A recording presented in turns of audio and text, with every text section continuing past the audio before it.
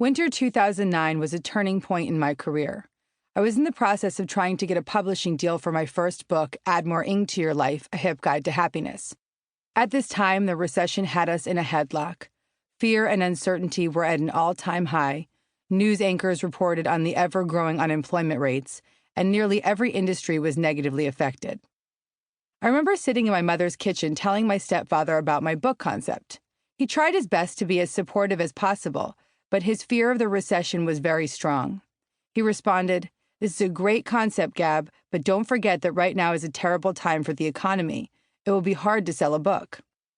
My response was confident and almost involuntary. Words flooded out of my mouth. "Thank you for sharing," I said, "but I don't think that way because I believe in miracles." I felt empowered by these words and filled with faith regardless of the outside world's resistance. In that moment, I witnessed my commitment to letting go of fear and recalibrated my faith in miracles. 3 months later, I sold the book. For the past 7 years, I've been working hard to keep my mind clear of fear and maintain my miracle mindset. As a result of my dedication to miracles, I've become a raconteur for love, inspiring audiences worldwide through my global speaking circuit, books, and social media. Today, I live a miraculous life and am on a mission to help everyone do the same. My dedication to miracles got me to this groovy state. But I'll be straight up with you. Choosing loving thoughts over fearful delusions was a tough transition at first. It seems easy. Who doesn't want to trade in fear for love? But giving up fear is like giving up sugar. They're both sneaky ingredients that hide out in almost everything. And just when you think you've got that craving under control, suddenly it rears its not-so-pretty head again. Therefore, releasing fearful patterns isn't for dabblers. It requires diligence and commitment. It requires you to become a full-on miracle worker. One of the key components to my glass-half-full lifestyle is my dedication to A Course in Miracles, which teaches, an untrained mind can accomplish nothing. Over the span of nearly 40 years, the Course, a self-study metaphysical guide published by the Foundation for Inner Peace, has changed the lives of hundreds of thousands of people. It can be approached in whatever capacity works best for the individual, and in my experience, studying the Course resulted in a full-blown mind cleanse, not to mention a super rockin' life.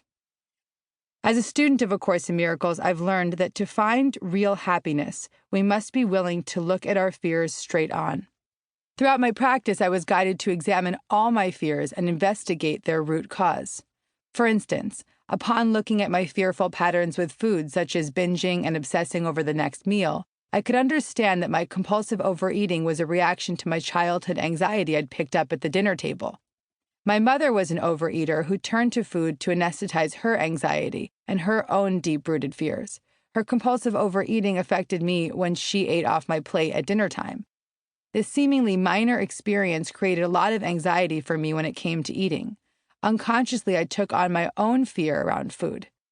The fearful thought, "there's never enough," became an internal dialogue that plagued me at every meal.